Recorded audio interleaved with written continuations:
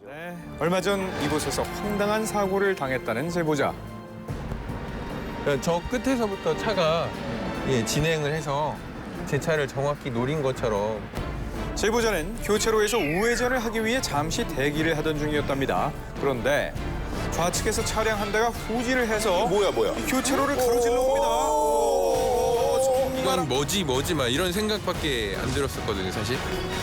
뭐야? 어휴, 결국 제보자의 차량을 들이받았습니다. 이제 뭐 어떻게 뭐 피할 수 만나요, 있는 기어를? 방법도 없고. 경적을 울렸음에도 멈추지 않고 그대로 부딪힌 앞차량. 이유가 궁금한데요. 내려서 운전자를 확인하려고 이제 봤는데 똑똑거려도 안 나오고. 왜 그러시지? 그래서 안쪽에 좀 썬팅이 돼서 안에 이렇게 봤더니 사람이 없던 상황이어가지고. 운전자 없이 움직이는 차예요. 무인자 용동차라고요. 어떻게 된 일인가요? 주차 브레이크를 하지 않으셔서 그랬지 않았을까라는 생각은 드는데. 네, 차가 주차돼 있던 곳은 다소 경사가 있던 도로였는데요. 이 경사진 도로에 사이드 브레이크를 걸어놓지 않은 채 주차를 한 게 문제가 된 겁니다. 운전자가 잠시 자리를 비운 사이에 차가 경사면을 굴러내려온 거죠. 자, 그럼 운전자는 어디에 있는 걸까요? 어딜 간 거야? 그 아주머니께서 전화를 받으셨는데 오히려 본인 차가 어딨냐고 되물으셔서 무슨 얘기야, 이게? 판단했던. 차가 운전자 없이 도로 위를 다니지 않게 주차할 때는 사이드 브레이크를 꼭 채워야겠죠? 주말 아침입니다. 제보자는 집 근처에서 사고를 당했답니다. 블랙박스 확인하고 조금 황당했죠. 주말이라 거리는 한산했는데요. 정지 신호를 받고 정차하는 순간 왜 이래? 왜 받을 이유가 없는데 왜 이렇게 사고가 났지? 좀 그런 의문이 들긴 들었어요. 블랙박스 영상을 보니까 감속도 없이 그대로 들이받는 상대 차량이 이상했다는 제보자. 신호를 못 봤나요? 혹시 이번에도 무인 자동차일까요? 후방 카메라의 영상을 자세히 보니 운전자의 손에 하얀 물체가 들려 있다가 안 돼, 이거. 충격과 함께 떨어지는 게 방금 지시를 보입니다. 안한 거네. 혹시 운전 중에 스마트폰 보셨나요? 스마트폰을 사용해서 운전하는 거는 아마 제가 생각하기로는 운전자 없이 차가 달리는 것 같아요. 운전자 10명 중 4명이 운전 중에 사용한다는 스마트폰. 전국 주요 고속도로 사고의 70%가 스마트폰 사용에 의한 중국이네요. 전방주시 태만 사고라는 것 알고 계셨습니까? 이 도로교통공단에 따르면 우리나라 스마트폰 관련 교통사고는 2009년 약 400건에서 2015년 약 1,300건으로 7년 동안 약 3배가 증가한 것으로 나타났는데요.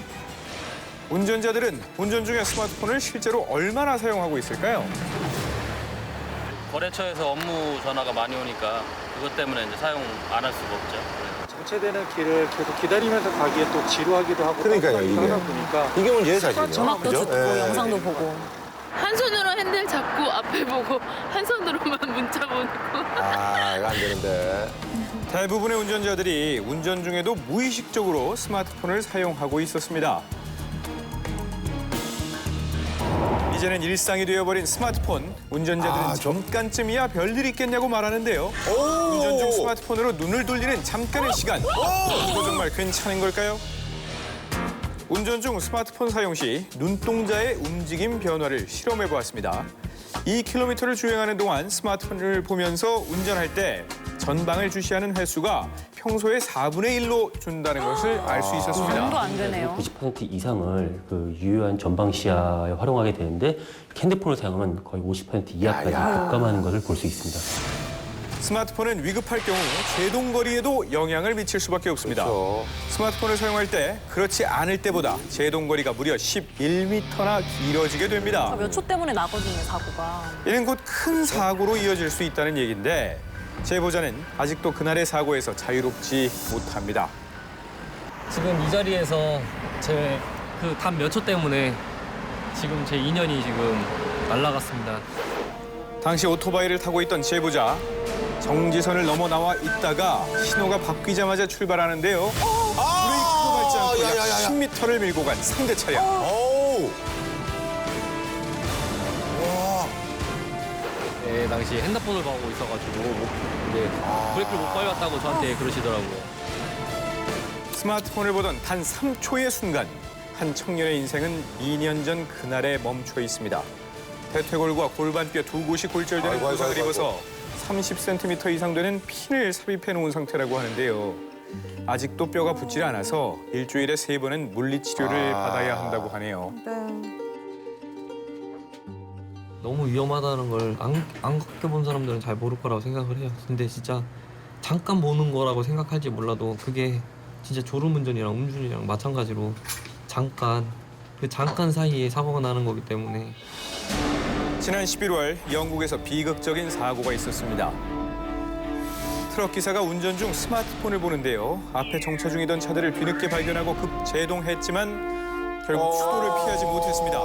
이 사고로 일가족 4명이 목숨을 잃었는데 이에 영국 정부는 운전 중 스마트폰을 사용하다 사망 사고를 내면 최고 종신형까지 처하는 방안을 추진하고 있습니다. 운전 중에 스마트폰을 사용하는 거에 대해서 법적으로 제재를 하거나 처벌 수준은 우리나라에도 이미 마련이 되어 있습니다. 하지만 그럼에도 불구하고 운전 중 스마트폰 사용이 위험하다는 사실에 대해서 운전자분들이 그렇게 많이 공감하고 있지는 못한 것이 현실인 것 같습니다. 운전 중에 스마트폰 사용과 관련된 사안에 대해서도 좀 장기적으로 정보를 제공을 하고 이제 국민들의 공감을 얻어내려는 노력을 하는 게 일단 중요하다고 생각을 합니다.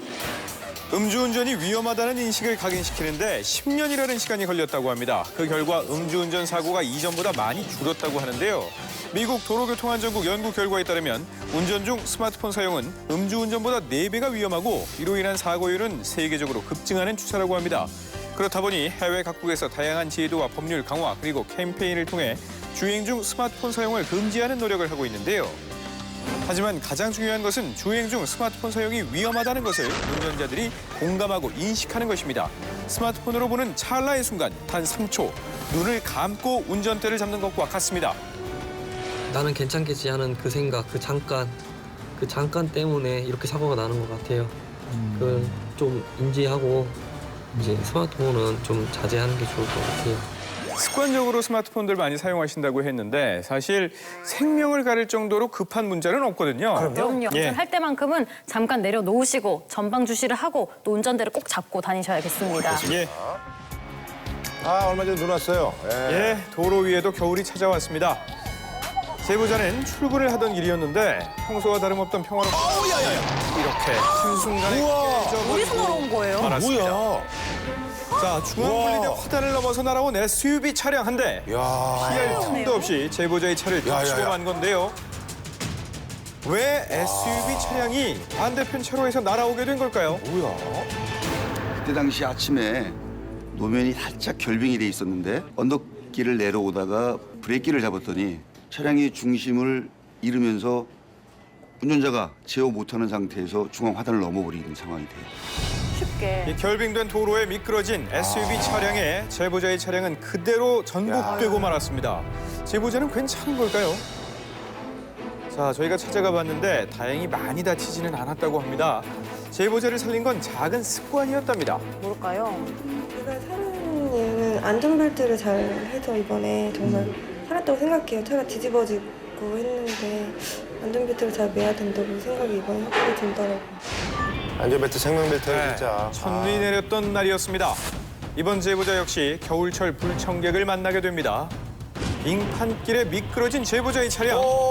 이렇게 방향을 잡고 총거리다가 겨우 멈춰설 수 있었습니다.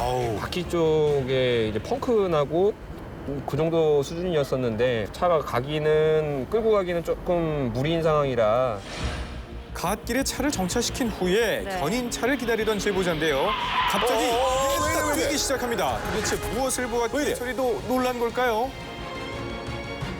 후방 카메라 영상을 확인해 보겠습니다. 자, 주행 중이던 차량 한 대가 미끄러지더니 그대로 제보자의 차를 들이받았습니다. 이 차도 미끄러졌구나. 제보자 스마트폰 아주 큰일 날 뻔했습니다. 2차 사고의 충격으로 차량 뒷부분이 완전히 찌그러져 버렸는데 연이은 사고의 원인은 무엇이었을까요? 그날 유독 날씨가 갑자기 추워져 갖고 사고가 많이 났었나 보더라고요. 저 말고도. 바닥이 어니까. 산으로 둘러싸인 지형 탓에 아침에 내린 눈이 녹지 않고 그대로 얼면서 빙판길을 만든 건데요. 그리고 이제 응달이라는 데서는 잘한 거가요. 이날 같은 장소에서 약 40분 동안 6건의 사고가 일어납니다.